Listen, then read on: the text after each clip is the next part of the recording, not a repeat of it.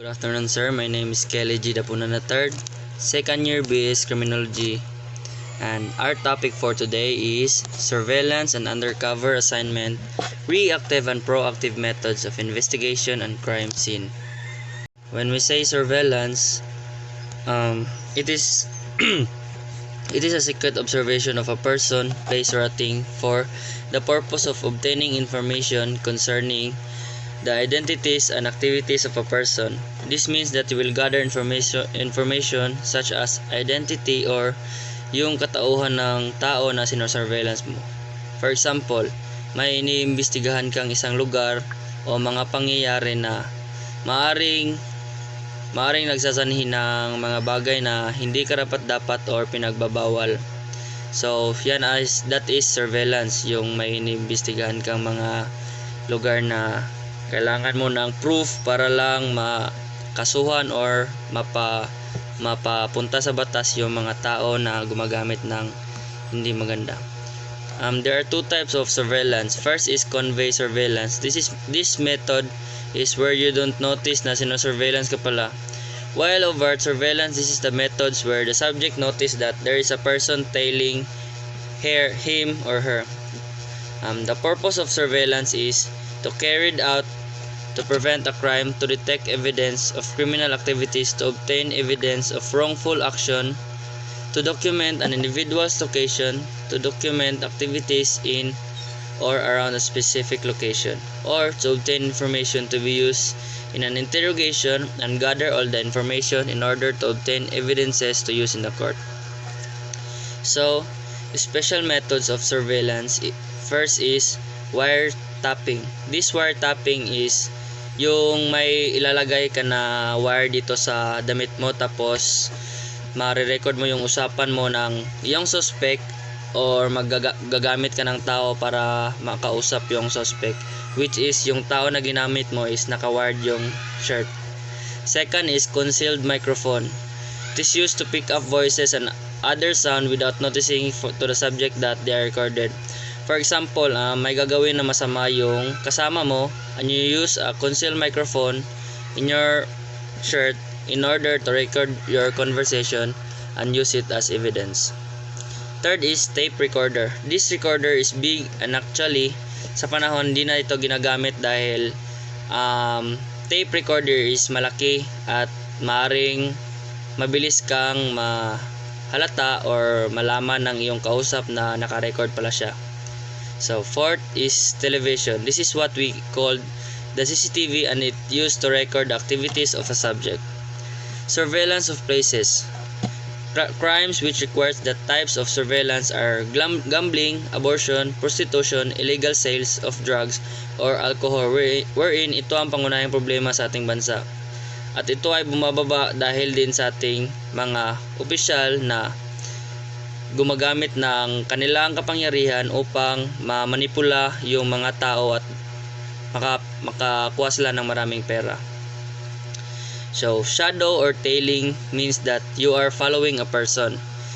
Next is objective of surveillance of a places. First is to detect evidence to criminal activities. So, you're going to detect evidences to the person who are doing illegal activities.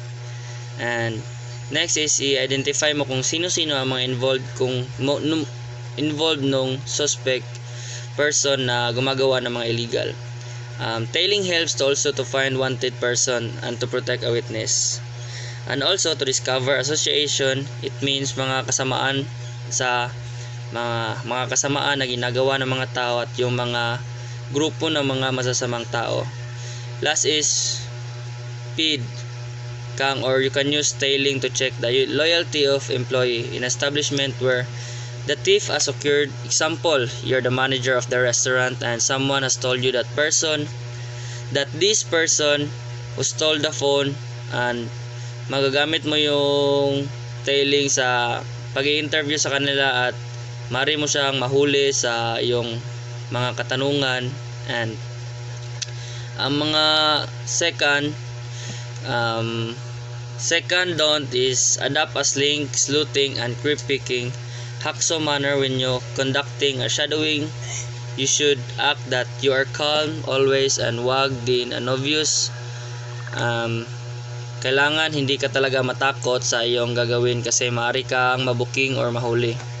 Third is don't wear storybooks disguised like Batman, Robin Hood, Superman costume because it's obvious kung magdi-disguise ka. Syempre kung magdi-disguise ka, para ka lang nagdadamit ng normal na tao, at siguro naman kung magdadamit ka na parang pang superhero is mapapansin ka talaga agad kasi ikaw lang nagdadamit mag-isa ng ganun.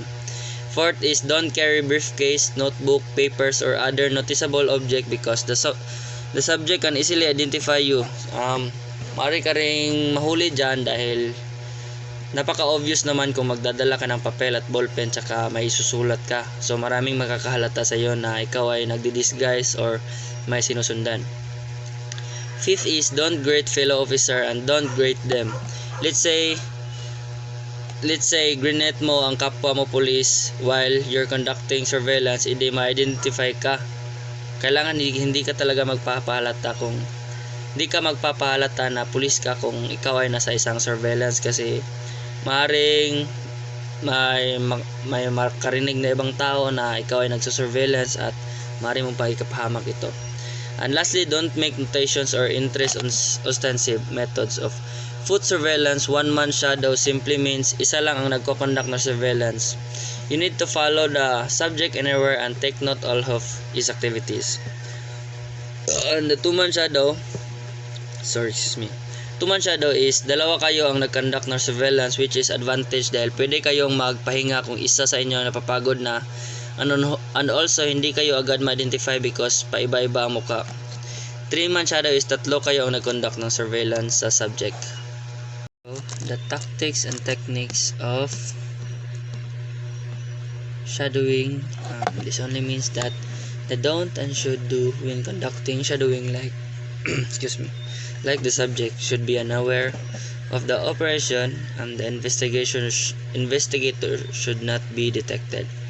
Hindi dapat siya agad lumingin sa subject, dapat mapanuri siya, and the person conducting should use both sides of the streets and so on upang marami kang makuhang tulong galing sa daan na maaari mong magamit sa iyong gagawing shadowing.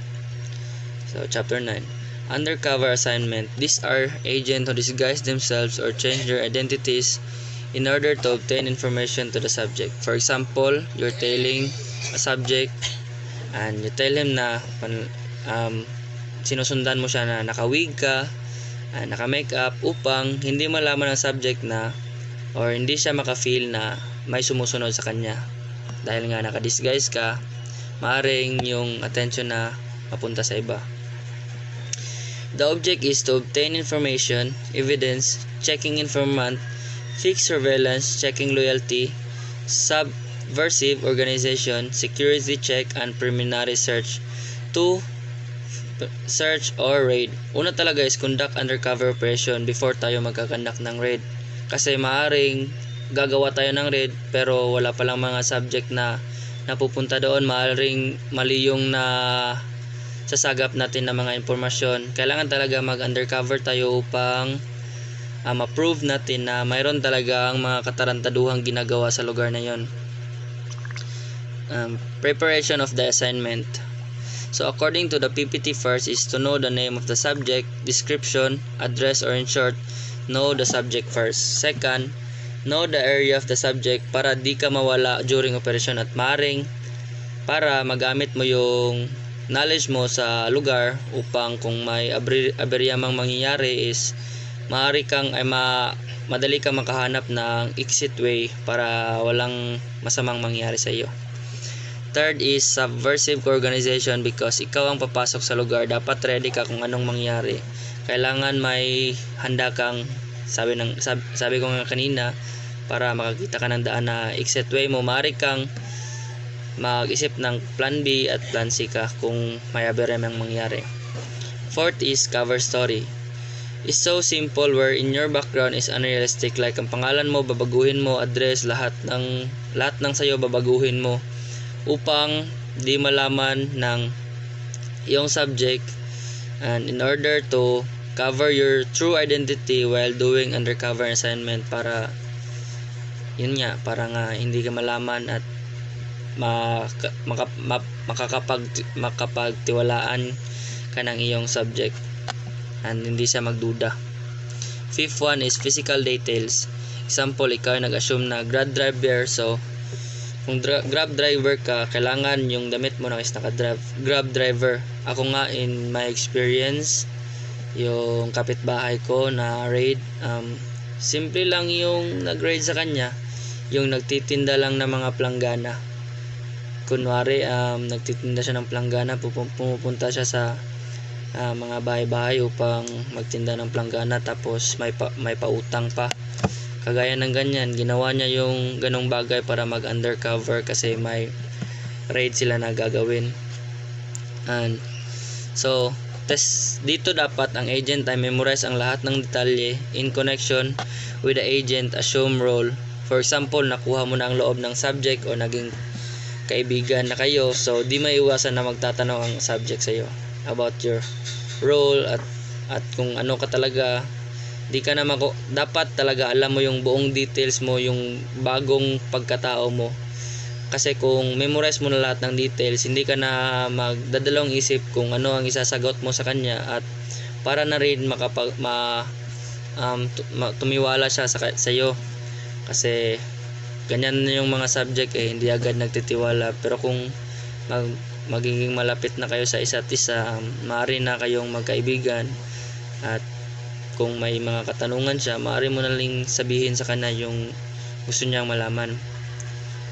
7. Disclosure identity. For example, nahuli ka ng mga otoridad and you're undercover agent, dapat you need to stay still as undercover para di ka mabuking sa subject.